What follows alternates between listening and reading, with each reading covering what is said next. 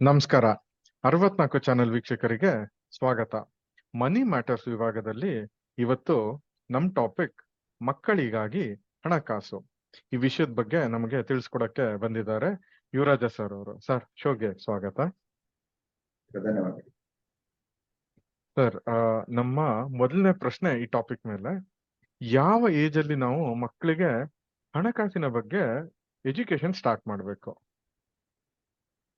ಮಕ್ಕಳಿಗಾಗಿ ಎಜುಕೇಶನ್ ಅಂದ್ರೆ ಹಣಕಾಸಿನ ಬಗ್ಗೆ ಇದೇ ಏಜ್ ಅಂತ ಇಲ್ಲ. ಆಕ್ಚುಲಿ ಹಿಂಗೆ ಅಂದ್ರೆ ಅವ್ರಿಗೆ ಅರ್ಥ ಆಗ್ಬೇಕು. ಕನ್ನಡ ಹಣಕಾಸಿನ ಬಗ್ಗೆ ಅರ್ಥ ಆಗತ್ತಾರ ಅಂತ ಸ್ಟೇಜ್ ಬಂತು ಅಂದ್ರೆ ಸಾಮಾನ್ಯವಾಗಿ 8 ವರ್ಷ ಆ ಟೈಮ್ ಇದ್ದಾಗ ಅವ್ರಿಗೆ ಎಜುಕೇಶನ್ ಅಂದ್ರೆ ಅರ್ಥ ಆಗೋ ಚಾನ್ಸಸ್ ಇರುತ್ತೆ.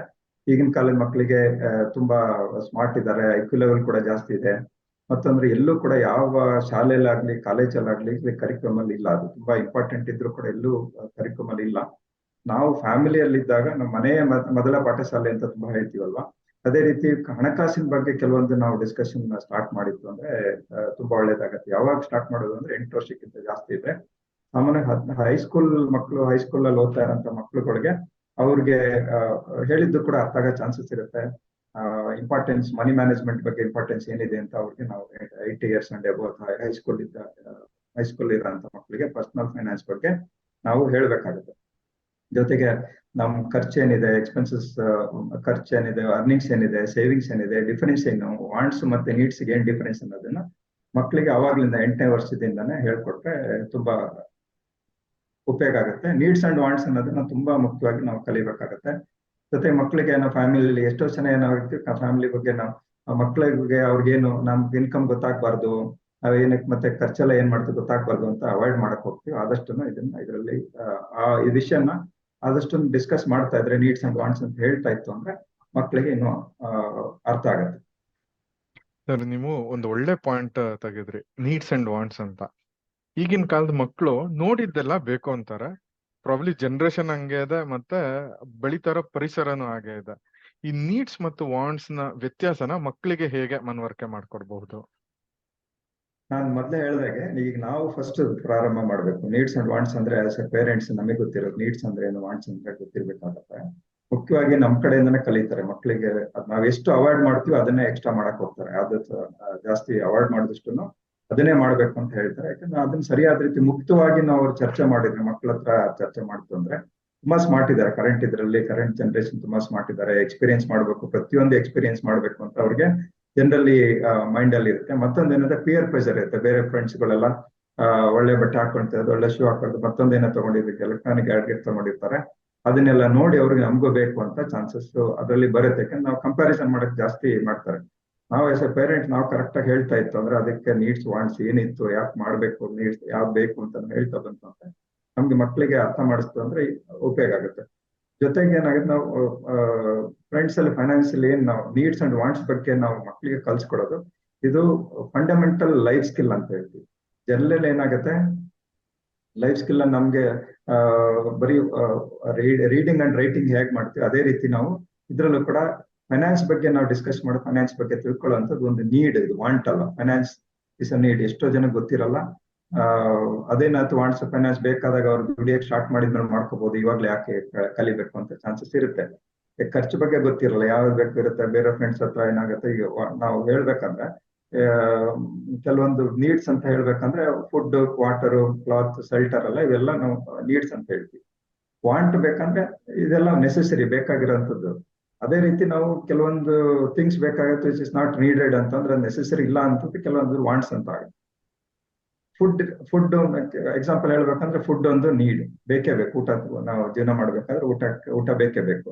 ಆ ಫುಡ್ ಅಲ್ಲಿ ನಮ್ಗೆ ಐಸ್ ಕ್ರೀಮೇ ಬೇಕು, ಅದು ಇದು ಈ ತರ ಒಂದು ನಮ್ಗೆ ಪೋಲಾರ್ ಬೇರಲ್ ಐಸ್ ಕ್ರೀಮ್ ಬೇಕು, ಮತ್ತೊಂದು ಬ್ರಾಂಡೆಡ್ ಐಸ್ ಕ್ರೀಮ್ ಬೇಕು ಅಂದ್ರೆ ಇವೆಲ್ಲ ವಾಂಟ್ ಆಗತ್ತೆ. ಅದನ್ನ ಮಕ್ಕಳಿಗೆ ಮನದಟ್ಟು ಮಾಡಿ ಯಾಕೆ ಬೇಕು, ಯಾಕೆ ಬೇಕಿಲ್ಲ ಅಂತ ನಾವು ಹೇಳ್ತಾ ಇದ್ರೆ ಒಳ್ಳೇದಾಗತ್ತೆ. ಜೊತೆಗೆ ಮಕ್ಳಿಗೆ ಹೆಂಗೆ ಅಂತ ನಾವು ಎನ್ಕರೇಜ್ ಮಾಡ್ಬೇಕು. ಒಂದ್ ತಿಂಗಳಲ್ಲಿ ಎಷ್ಟು ಬೇಕಾಗತ್ತೆ, ಡೈಲಿ ಎಷ್ಟು ಖರ್ಚು ಮಾಡ್ತೀಯ ನೀನು, ನಿನ್ಗೆ ಎಷ್ಟು ಖರ್ಚು ಬೇಕಾಗತ್ತೆ, ವಾರದಲ್ಲಿ ಇರ್ಬೋದು, ತಿಂಗಳಲ್ಲಿ ಇರ್ಬೋದು, ಎಲ್ಲ ನೋಡಿ ಅದನ್ನ ಪ್ರಯಾರಿಟೈಸ್ ಮಾಡಿ. ಕಡಿಮೆ ಮಾಡ್ತೀಯಾ, ಜಾಸ್ತಿ ಮಾಡ್ತೀಯ, ಕಡಿಮೆ ಪ್ರಯಾರಿಟೈಸ್, ಯಾವ್ದು ಪ್ರಯಾರಿಟಿ ನಿಮ್ಗೆ, ಲಾಸ್ಟ್ ಪ್ರಯಾರಿಟಿ ಯಾವ್ದು, ಫಸ್ಟ್ ಪ್ರಯಾರಿಟಿ ಅಂತ ಮಾಡಿ ಅದ್ರ ಪ್ರಕಾರ ಬಜೆಟ್ ಮಾಡ್ತಾ ಹೋದ್ರೆ ಅದ್ರ ಪ್ರಕಾರ ನಾವು ಫಂಡನ್ನ ಅಲಾಟ್ಮೆಂಟ್ ಮಾಡ್ತಾ ಹೋಗಕ್ಕೆ ಅವ್ರಿಗೆ ಹೆಲ್ಪ್ ಮಾಡ್ಬೋದು. ಈಗ ಡಿಸ್ಕಷನ್ ಮಾಡ್ತಾ ಇದ್ರೆ ನಾವು ಫ್ಯಾಮಿಲಿಯಲ್ಲಿ ಇಫ್ ಚಿಲ್ಡ್ರನ್ಸ್ ಬಂದಾಗ ನಾವೇನೋ ಹಣಕಾಸಿನ ಬಗ್ಗೆ ಡಿಸ್ಕಷನ್ ಬಂದಾಗ ಸಪ್ರೇಟ್ ಆಗಿರಪ್ಪ ನಾವು ಮಾತಾಡ್ತೀವಿ ಅಂತ ನಾವು ಗಂಡ ಹೆಂಡ್ತಿನ ಅಥವಾ ಮತ್ತೊಬ್ರು ಫೈನಾನ್ಷಿಯಲ್ ಅಡ್ವೈಸರ್ ಇರ್ಬೋದು ಮಾತಾಡಿ ಡಿಸ್ಕಷನ್ ಮಾಡಕ್ ಹೋಗಲ್ಲ.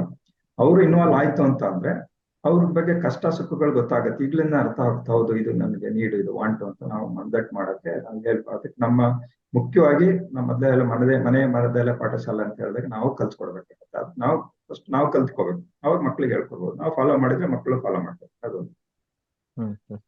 ಓಕೆ, ಒಳ್ಳೆ ಉತ್ತರ ಸರ್ ಈ ಪ್ರಶ್ನೆಗೆ.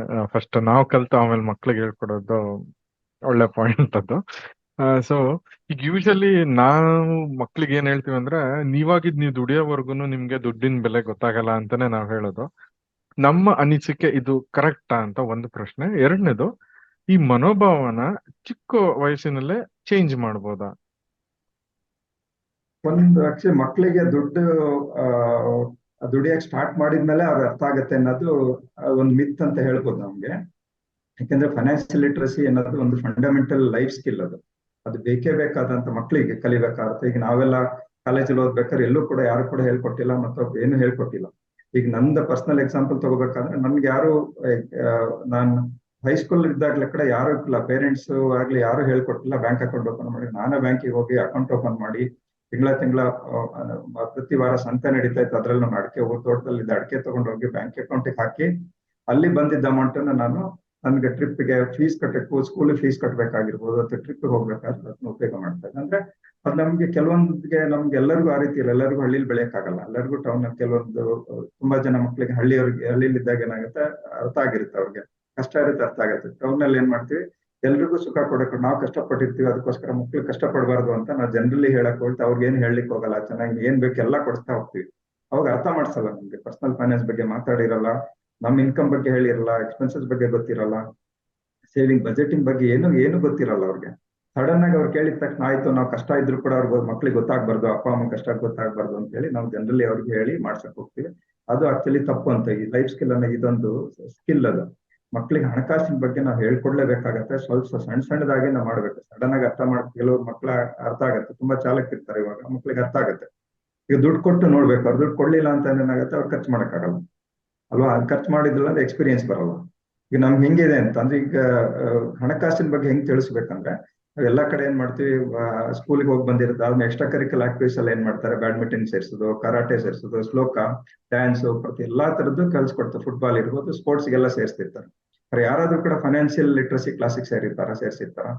ಅದು ಸೇರಲ್ಲ. ಯಾಕಂದ್ರೆ ಅದು ಇಂಪಾರ್ಟೆನ್ಸ್ ಅಂತ ಆಗಿಲ್ಲ. ಅದು ನಾವು ಫಸ್ಟ್ ಇಂದ ಇಂಪಾರ್ಟೆನ್ಸ್ ಅಂತ ತಗೊಂಡ್ರೆ ಕರಾಟೆ, ಶ್ಲೋಕ ಮತ್ತು ಡ್ಯಾನ್ಸ್ ಪ್ರೋಗ್ರಾಮ್ ಹೇಗೆ ಸ್ವಿಮ್ಮಿಂಗ್ ಸೇರಿಸಬಹುದು, ಅದೇ ರೀತಿ ಅದೊಂದು ಕಲೆ. ಇದೊಂದು ಫೈನಾನ್ಷಿಯಲ್ ಲಿಟ್ರಸಿ ಬೇಸಿಕ್ ಬೇಕೇ ಬೇಕು. ಸ್ವಿಮ್ಮಿಂಗ್ ಇಲ್ಲ ಅಂತ ಜೀವನ ಮಾಡ್ಬೋದು, ಫೈನಾನ್ಷಿಯಲ್ ಲಿಟ್ರಸಿ ಇಲ್ಲ ಅಂತ ಜೀವನ ಮಾಡೋಕ್ಕಾಗಲ್ಲ. ಅದಕ್ಕೋಸ್ಕರ ಫೈನಾನ್ಷಿಯಲ್ ಲಿಟ್ರಸಿ ಬಗ್ಗೆನೇ ನಾವು ಒಂದು ಕ್ಲಾಸ್ ಬಗ್ಗೆ ಮಕ್ಕಳು ಇವಾಗಲಿಂದ ಕಾಲೇಜಲ್ಲಿ ಕ್ಲಾಸಲ್ಲಿ ಇಲ್ಲದೆ ಇರೋದ್ರಿಂದ ಇವಾಗಲೇ ಹೇಳ್ಕೊಡೋಂಥದ್ದು, ಅಥವಾ ಕೆಲವೊಂದು ಸಮ್ಮರ್ ವೆಕೇಶನ್ ಬಂದಾಗ ಅದ್ರ ಬಗ್ಗೆ ತಿಳಿಸ್ಕೊಡೋಂಥದ್ದು ಒಂದು ಕ್ಲಾಸಿಗೆ ಸೇರಿಸಿತ್ತು ಅಂತ ಅಂದ್ರೆ ಮಕ್ಕಳಿಗೆ ಈಗಲೇ ದುಡಿಮೆ ಈಗಲೇ ಗೊತ್ತಿರುತ್ತೆ. ದುಡಿಮೆ ಮಾಡೋದು ಸ್ಟಾರ್ಟ್ ಮಾಡೋದಕ್ಕಿಂತ ಮೊದಲೇ ಅವ್ರಿಗೆ ಗೊತ್ತಿರೋದ್ರಿಂದ ಅವ್ರು ಹೆಚ್ಚು ಜೀವನದಲ್ಲಿ ಮುಂದೆ ಚೆನ್ನಾಗಿರೋದಕ್ಕೆ ಸಹಾಯ ಆಗುತ್ತೆ. ಅದು ನಮ್ಮ ಕರ್ತವ್ಯ. ಅದು ಮೊದಲೇ ಹೇಳಿದಾಗ ಫೈನಾನ್ಷಿಯಲ್ ಲಿಟ್ರಸಿ ಕ್ಲಾಸ್ ಇವಾಗ್ಲಿಂದ ಸೇರಿಸೋದು ತುಂಬಾ ಒಳ್ಳೇದು. ಯಾರು ಮಾಡ್ತಾ ಇಲ್ಲ, ಬಟ್ ನಾವು ಬೇಕು ಅಂತ ಡಿಮ್ಯಾಂಡ್ ಇತ್ತು ಅಂದ್ರೆ ಯಾರು ಸ್ಟಾರ್ಟ್ ಮಾಡಿರ್ತಾರೆ. ಸರ್, ನಮ್ಮ ನೆಕ್ಸ್ಟ್ ಪ್ರಶ್ನೆ ಪಾಕೆಟ್ ಮನಿ ಬಗ್ಗೆ. ಅದು ನಿಜವಾಗ್ಲೂ ಬೇಕಾ? ಇನ್ ಕೇಸ್ ಅದು ಬೇಕಂದ್ರೆ ಅದು ಮಿಸ್ಯೂಸ್ ಆಗದೆ ಇರೋ ಹಾಗೆ ಹೇಗೆ ಮಕ್ಕಳಿಗೆ ತಿಳುವಳಿಕೆ ಮೂಡಿಸಬಹುದು? ನಾನು ಮೊದಲೇ ಹೇಳಕ್ ಪಾಕೆಟ್ ಮನಿ ಇಂಪಾರ್ಟೆಂಟ್ ಇದ್ರೆ ತುಂಬಾ ಒಳ್ಳೇದು. ಯಾಕಂದ್ರೆ ಕಲಿತಾರ ಅವ್ರಿಗೆ, ದುಡ್ಡು ಕೊಟ್ಟಿರ್ತೀವಿ, ಎಲ್ಲಿ ಖರ್ಚು ಮಾಡಿರ್ತೀವಿ, ಮೊದಲೇ ಹೇಳಿದ್ರೆ ಬಜೆಟಿಂಗ್ ಮಾಡಿರ್ತಾರೆ ಅವ್ರಿಗೆ. ಎಷ್ಟೆಷ್ಟು ಈಗ ಇಷ್ಟ ಅಪ್ಪನ ಕಡೆಯಿಂದ ಅಮ್ಮನ ಕಡೆಯಿಂದ ಇಷ್ಟು ಪಾಕೆಟ್ ಮನಿ ಬರ್ತಾ ಇದೆ, ನನ್ಗೆ ಇಷ್ಟು ಖರ್ಚಾಗ್ತಾ ಇದೆ, ನನ್ಗೆ ಇಷ್ಟು ಉಳಿತಾ ಇದೆ, ನಾನು ಇದನ್ನ ಬೇರೆ ರೀತಿ ಪ್ರಯಾರಿಟೈಸ್ ಹೆಂಗ್ ಮಾಡೋದು, ಬಜೆಟಿಂಗ್ ಹೆಂಗ್ ಮಾಡೋದು, ಖರ್ಚಿನಗಳು ಕಡಿಮೆ ಮಾಡೋದು ಹೆಂಗೆ ಅಂತ ಅದನ್ನ ಮಕ್ಕಳು ತಿಳಿಸ್ಕೊತಾರೆ. ಹಾಗಾಗಿ ಪಾಕೆಟ್ ಮನಿ ಕೊಟ್ಟು ತಪ್ಪುಗಳು ಮಾಡ್ಬೋದು, ಒಂದೆರಡು ಸರಿ ತಪ್ಪುಗಳು ಮಾಡ್ಬೋದು. ತಪ್ಪುಗಳು ಮಾಡೋದಕ್ಕೆ ಬಿಡ್ಬೇಕು ಮಕ್ಕಳಿಗೆ. ತಪ್ಪುಗಳು ಮಾಡಿದ್ರೆ ಅವಾಗ ನಾವು ಬೈದೇನು ಇಷ್ಟೆಲ್ಲ ಮಾಡಿದೆ, ನಿಂಗೆಲ್ಲ ಸುಮ್ಮನೆ ವೇಸ್ಟ್ ಮಾಡೋದು ಅಂತ ಹೇಳೋದಕ್ಕಿಂತ ನಾವು ಸರಿಯಾಗಿ ಆ ತಪ್ಪನ್ನ ಯಾವ ರೀತಿ ಆಯ್ತು, ಏನಕ್ಕೆ ಇದಾಯ್ತು, ಈ ತರ ಮಾಡ್ಬೋದಾಯ್ತು, ಹೇಗ್ ಮಾಡ್ಬೋದಾಯ್ತು ಅಂತ ನಾವು ಬೇರೆ ರೀತಿ ಹೇಳಿದ್ರೆ, ಜೊತೆಗೆ ನಾವು ಆಸ್ ಎ ಪೇರೆಂಟ್ಸ್ ನಾವು ನಮ್ಮ ಹ್ಯಾಬಿಟ್ ನಾವು ಕರೆಕ್ಟ್ ಆಗಿ ಮಾಡ್ಕೋಬೇಕಾಗುತ್ತೆ. ನಮ್ದೇ ಸರಿ ಪಾಕೆಟ್ ಮನಿ ಕೊಟ್ಟಿರ್ತೀವಿ, ಎಷ್ಟು ಬೇಕು ಕೇಳಿದಷ್ಟು ಪಾಕೆಟ್ ಮನಿ ಕೊಡ್ತಾ ಇದ್ರೆ ಏನಾಗುತ್ತೆ, ಹೇಗ್ ಬೇಕು ಖರ್ಚು ಮಾಡಿರ್ತಾರೆ, ಮನಿ ಮ್ಯಾನೇಜ್ಮೆಂಟ್ ಗೊತ್ತಿರಲ್ಲ. ಕೊಟ್ರೆ ಮನಿ ಮ್ಯಾನೇಜ್ಮೆಂಟ್ ಇರುತ್ತೆ, ಬಟ್ ಏನಾಗುತ್ತೆ, ಎಕ್ಸ್ಟ್ರಾ ಕೊಟ್ಟರಷ್ಟು ಎಲ್ಲಿ ಬೇಕು ಅನ್ನೆಸೆಸರಿ ವಾಂಟ್ಸ್ ಮತ್ತೆ ಲಕ್ಸುರೀಸ್ಗೆಲ್ಲ ಖರ್ಚು ಮಾಡಿ ಇದೇ ಜೀವನ ಅನ್ನೋದನ್ನ ಮಕ್ಕಳು ತಿಳ್ಕೊಂಡ್ಬಿಡ್ತಾರೆ. ಹಾಗಾಗಿ ಮುಂದೆ ತುಂಬಾ ಸಮಸ್ಯೆ ಅನುಭವಿಸೋ ಚಾನ್ಸಸ್ ಜಾಸ್ತಿ ಇರುತ್ತೆ. ಜನರಲಿ ನಾವೇನಂತ ಇದ್ರ ಬಗ್ಗೆ ಫಂಡಮೆಂಟಲಿ ನಾವೇನ್ ಮಾಡ್ತೀವಿ, ಈ ಮಕ್ಕಳಿಗೆ ಹೇಳ್ಕೊಡ್ಬೇಕಾಗತ್ತೆ ನೀಡ್ಸ್ ಅಂದ್ರೆ ವಾಂಟ್ಸ್ ಮತ್ತೆ ಹೇಳ್ಕೊಡ್ಬೇಕಾಗತ್ತೆ. ಮಾಡೋದ್ರಿಂದ ಚಿಲ್ಡ್ರನ್ ಪೇರೆಂಟ್ಸ್ ಫಾಲೋ ಮಾಡ್ತಾರೆ, ಅದನ್ನ ಅಬ್ಸರ್ವ್ ಮಾಡ್ತಿರ್ತಾರೆ. ಎಷ್ಟೋ ಸೆಕೆಂಡ್ ಅಬ್ಸರ್ವ್ ಮಾಡ್ತಾರೆ, ಅಪ್ಪ ಅಮ್ಮ ಹೇಗೆ ದುಡ್ಡಿನ ಬಗ್ಗೆ ಯಾವ ರೀತಿ ಡಿಸ್ಕಸ್ ಮಾಡ್ತಾರೆ, ಎಷ್ಟು ಖರ್ಚು ಮಾಡ್ತಾರೆ, ನಮಗೆ ಮಾತ್ರ ಈ ರೀತಿ ಹೇಳ್ತಾರೆ, ಅವ್ರು ಮಾಡ್ತಾರೆ ಅಂತ ಜನರಲಿ ಎಜುಕೇಶನ್ ಅಂದ್ರೆ ಅವ್ರು ಅರ್ಥ ಮಾಡ್ಕೊಳ್ತಿರ್ತಾರೆ. ಹಾಗಾಗಿ ಅದನ್ನ ಆದಷ್ಟು ಅವಾಯ್ಡ್ ಮಾಡ್ಬೇಕಂದ್ರೆ ಪಾಕೆಟ್ ಮನಿ ಮಿಸ್ಯೂಸ್ ಮಾಡ್ಕೋಬಾರ್ದು ಅಂತ ನಾವು ಫೈನಾನ್ಸ್ ಬಗ್ಗೆ ಅವರು ಹಣಕಾಸಿನ ಬಗ್ಗೆ ಡಿಸ್ಕಷನ್ ಮಾಡ್ಬೇಕಾಗತ್ತೆ. ಯಾವ್ದು ಸರಿ ಯಾವ್ದು ತಪ್ಪು, ಮತ್ತೆ ವಾಂಟ್ಸ್ ಅನ್ನು ನೀಡ್ಸ್ ಅನ್ನು ಪ್ರಯಾರಿಟಿ ಹೇಗೆ ಮಾಡ್ಬೇಕು ಅಂತ ಹೇಳ್ತಾ ನಾವು ಮಾಡ್ಬೇಕು. ಫಸ್ಟ್ ನಾವು ಮಾಡಿದ್ರೆ ಮಕ್ಕಳು ಕೂಡ ಅದನ್ನ ಫಾಲೋ ಮಾಡ್ತಾರೆ ಅನ್ನೋದೊಂದು. ಪಾಕೆಟ್ ಮನಿ ಇದ್ರೆ ತುಂಬಾ ಒಳ್ಳೇದು. ಓಕೆ, ಸೊ ನೀವ್ ಹೇಳಿದ್ರಿ ಫಸ್ಟ್ ಪೇರೆಂಟ್ಸ್ ಸರಿ ಇದ್ರೆ ಅವ್ರನ್ನ ನೋಡಿ ಮಕ್ಳು ಕಲ್ತ್ಕೋತಾರೆ ಅಂತ. ಸೊ ನಮ್ಮ ಕಡೆ ಪ್ರಶ್ನೆ, ಈ ಯಂಗ್ ಪೇರೆಂಟ್ಸ್ಗೆ ನಿಮ್ಮ ಕಿವಿ ಮಾತು ಏನು? ಮುಖ್ಯವಾಗಿ ಯಂಗ್ ಪೇರೆಂಟ್ಸ್ ಅಲ್ಲಿ ಏನಾಗುತ್ತೆ, ಫಸ್ಟ್ ಈ ಕರೆಂಟ್ ಇದ್ರಲ್ಲಿ ಕೆಲವೊಂದು ಎಲೆಕ್ಟ್ರಾನಿಕ್ಸ್ ಐಟಮ್ಸ್ ನ ತುಂಬಾ ಫಿಟ್ನೆಸ್ ಫೀಟ್ ಇರ್ಬೋದು, ಅಥವಾ ಎಲೆಕ್ಟ್ರಾನಿಕ್ಸ್ ಐಟಮ್ ಜಾಸ್ತಿ ತಗೋಬಹುದು, ಅಥವಾ ಇದೇ ತರದ್ ಫೋನ್ ಬೇಕು ನನ್ಗೆ ಐಫೋನ್ನೇ ಬೇಕು, ಆ ತರದ್ದೆಲ್ಲ ಜಾಸ್ತಿ ಇರುತ್ತೆ. ಅವಾಗ ಸ್ಪೆಂಡಿಂಗ್ ನಾವು ಆದಷ್ಟು ಲಕ್ಸುರಿ ಮತ್ತೆ ವಾಂಟ್ಸ್, ನಮ್ಗೆ ಫಂಡ್ಸ್ ದುಡ್ಡಿದ್ರೆ ಅಷ್ಟೇ, ದುಡಿಮೆ ಇದ್ರೆ ತೊಂದ್ರೆ ಇಲ್ಲ, ದುಡಿಮೆ ಕಡಿಮೆ ಇದ್ರೆ ಆದಷ್ಟು ನಾವು ವಾಂಟ್ಸ್ ಮತ್ತೆ ಲಕ್ಸುರೀಸ್ ಕಡಿಮೆ ಮಾಡ್ಕೊಂಡು ನಂತರ ನಾವು ಬೇಸ್ ಕ್ರಿಯೇಟ್ ಮಾಡ್ಕೊಂಡು ನಂತರ ಮಾಡೋ ಅಂಥದ್ದು ಒಂದು ನಾವು ಮಾಡ್ಕೊಂಡ್ರೆ, we need to lead by example ಅಂತ ಹೇಳ್ತೀವಲ್ಲ, ನಾವು ಮಕ್ಕಳು ನಾವು ಯಾವ ರೀತಿ ಮಾಡ್ತೀವಿ ಆ ರೀತಿ ಕಲ್ತು ಡೆಮಾನ್ಸ್ಟ್ರೇಟ್ ಮಾಡ್ಬೋದು. ನಾವು ಫೈನಾನ್ಷಿಯಲ್ ಬಿಹೇವಿಯರ್ ರೆಸ್ಪಾನ್ಸಿಬಲ್ ಆಗಿರ್ಬೇಕು, ಜೊತೆಗೆ ಚಾಯ್ಸ್ ಮಾಡ್ಬೇಕಾದ್ರೆ ನೀಡ್ಸ್ ಅಂಡ್ ವಾಂಟ್ಸ್ ಅಂತ ನಾವು ಮಾಡಿ ನೋಡಪ್ಪ ಅವ್ರ ಮಕ್ಳಿಗೆ ಹೇಳ್ಕೊಡ್ಬೇಕು, ಇದು ನೀಡ್ ಅದಕ್ಕೋಸ್ಕರ ತಗೊಳ್ತಾ ಇದ್ದೀನಿ, ವಾಂಟ್ಸ್ ಇದಕ್ಕೋಸ್ಕರ ನಂತರ ಎಕ್ಸ್ಟ್ರಾ ಫಂಡ್ಸ್ ಅದಕ್ಕೋಸ್ಕರ ವಾಂಟ್ಸಿಗೆ ಹೋಗ್ತಾ ಇದೀನಿ ಅಂತ ಹೇಳಿ ಅವ್ರಿಗೆ ಮಕ್ಳಿಗೆ ಮನದಟ್ಟು ಮಾಡೋ ಅಂಥದ್ದು ಯಂಗ್ ಪೇರೆಂಟ್ಸ್ಗೆಲ್ಲ ಮಾಡಿದ್ರೆ, ಜೊತೆಗೆ ಅವ್ರಿಗೆ ಹೆಂಗೆ ಅಂದ್ರೆ ಸ್ಟಾರ್ಟ್ ಇದಕ್ಕೆ ಟ್ರಿಪ್ಗೆಲ್ಲ ನೀವೇ ಸೇವ್ ಮಾಡ್ಬೇಕು, ಶೂಸ್ ಬೈ ಮಾಡ್ಬೇಕು, ಅದೇನೇ ಮಾಡ್ಬೇಕು ಪಾಕೆಟ್ ಮನಿ ಇರ್ಬೋದು, ಮತ್ತೊಂದ್ ಕಡೆ ಸೇವಿಂಗ್ಸ್ ಮಾಡ್ತಾರೆ. ಅದು ಅವ್ರಿಗೆ ಖುಷಿ ಆಗುತ್ತೆ ಮಕ್ಳಿಗೆ, ಇಷ್ಟೆಲ್ಲ ನಾನು ಸೇವಿಂಗ್ಸ್ ಮಾಡ್ತಾ ಇದ್ದೀನಿ, ನನ್ನ ಸೇವಿಂಗ್ಸ್ ಮಾಡಿ ದುಡ್ಡಿನ ಟ್ರಿಪ್ಗೆ ಹೋಗ್ತಾ ಇದ್ದೀನಿ, ಮತ್ತೆ ಶೂಸ್ ಎಲ್ಲ ಬೈ ಮಾಡ್ತಿದ್ದೀನಿ. ನನ್ನ ಎಕ್ಸಾಂಪಲ್ ಹೇಳಿದಾಗ ನನಗೆ ಅಷ್ಟು ಖುಷಿ ಆಗ್ತಾ ಇತ್ತು, ನನ್ನ ಸೇವಿಂಗ್ಸ್ ಅಲ್ಲಿ ನಾನು ಟ್ರಿಪ್ ಹೋಗಿದ್ದೀನಿ, ಕಾಲೇಜ್ ಫೀಸ್ ಸ್ಕೂಲ್ ಫೀಸ್ ಕಟ್ತಾ ಇದ್ದೆ, ಖುಷಿ ಆಗ್ತಾ ಇದೆ. ಇನ್ನೊಂದೇನು ಸ್ಟಾರ್ಟ್ ಮಾಡ್ಬೋದು ಅಂದ್ರೆ ಮಕ್ಕಳಿಗೆ ಮ್ಯಾನೇಜ್ಮೆಂಟ್ ಹೇಗೆ ಮಾಡೋದು, ಎಕ್ಸ್ಪೆನ್ಸಸ್ ನ ಹೇಗೆ ಮ್ಯಾನೇಜ್ ಮಾಡೋದು ಅಂತ ಹೇಳ್ಕೊಡ್ಬೇಕು. ಹೇಳ್ಕೊಟ್ಟು ಅದನ್ನ ಸರಿಯಾದ ಮ್ಯಾನೇಜ್ ಮಾಡಿದ್ರೆ ಅದನ್ನ ಮತ್ತೆ ಅವ್ರಿಗೆ ಓಕೆ ಕರೆಕ್ಟ್ ಮ್ಯಾನೇಜ್ ಮಾಡ್ತಾ ಅಂದ್ರೆ ನಾನು ಊಟಕ್ಕೆ ಕರ್ಕೊಂಡು ಹೋಗ್ತೀನಿ, ಅಥವಾ ಒಂದ್ ಕಡೆ ಅವ್ರು ಹೇಳಿದ್ದು ಕೆಲವೊಂದೆಲ್ಲ ರಿವಾರ್ಡ್ ಮಾಡ್ಬೋದು, ರಿವಾರ್ಡಿಂಗ್ ಅಂತ ಹೇಳಿದ್ರೆ ಅದಕ್ಕೆ ಮಾಡ್ತಾ. ಇನ್ನೊಂದು ಸ್ಟಡೀಸ್ ಎಲ್ಲ ಚೆನ್ನಾಗಿದ್ರೆ ಅಚೀವ್ ಎಲ್ಲ ಮಾಡ್ತು ಅಂದ್ರೆ ರಿವಾರ್ಡಿಂಗ್ ನಾವು ಇಂಟ್ರೊಡ್ಯೂಸ್ ಮಾಡ್ತು ಅಂತಂದ್ರೆ financial literacy is also very important. ಅದನ್ನ ಕಲ್ತ್ಕೊಂಡು ಈ ತರ ಕಲ್ತ್ಕೊಟ್ರೆ ಇಷ್ಟೊಂದು ಎಕ್ಸ್ಪೆನ್ಸಸ್ ಕಡಿಮೆ ಮಾಡಿದ್ರೆ ನಿಂಗೆ ಇಷ್ಟು ರಿವಾರ್ಡ್ ಸಿಗುತ್ತೆ ಅಂತ ಹೇಳಿ ಈ ತರ ಹೇಳಿ ಮಾಡ್ತಾ ಇತ್ತು ಅಂತ. ಮತ್ತೆ ನಾವ್ ಹೇಳಿದ ಯಂಗ್ ಪೇರೆಂಟ್ಸ್ ಅವ್ರು ಖರ್ಚು ಮಾಡೋದ್ರಲ್ಲಿ ತುಂಬಾ ಕಡಿವಾಣ ಇರಬೇಕು. ಕರೆಕ್ಟ್ ಆಗಿ ಅಂದ್ರೆ ದುಡ್ಡಿದ್ರೆ ಖರ್ಚು ಮಾಡ್ಲಿ ತೊಂದ್ರೆ ಇಲ್ಲ, ಬೇಸಿಕ್ ನೆಸೆಸಿಟಿ ಆದ್ಮೇಲೆ ಖರ್ಚು ಮಾಡ್ಬೋದು. ಮಕ್ಳಿಗೆ ಅದನ್ನ ಹೇಳ್ಕೊಟ್ರೆ, ಇವಾಗ ಫಂಡಮೆಂಟಲ್ ಗೆ ಮೊದ್ಲು ಹೇಳ್ದಾಗೆ ಫೈನಾನ್ಷಿಯಲ್ ಬಗ್ಗೆ ಹೇಳ್ಕೊಡೋದು ಫಂಡಮೆಂಟಲ್ ಲೈಫ್ ಸ್ಕಿಲ್ ಅಂತ ಮೊದ್ಲು ಹೇಳ್ದೆ, ಇದು ಮಾಡ್ಲೇಬೇಕಾಗತ್ತೆ. ನಮ್ಗಿತ್ತು ಫಸ್ಟ್ ಮಕ್ಳಿಗೂ ಹೇಳ್ಕೊಡ್ಬೇಕು, ಫಸ್ಟ್ ನಾವು ಫಾಲೋ ಮಾಡ್ಬೇಕು. ಇದು ನನ್ನ ಕೇಳಿ. ವೀಕ್ಷಕರೇ, ಮಕ್ಕಳಿಗಾಗಿ ಹಣಕಾಸು ಟಾಪಿಕ್ ಇವತ್ತಿಗೆ ಇಲ್ಲಿ ಮುಗಿಯುತ್ತೆ.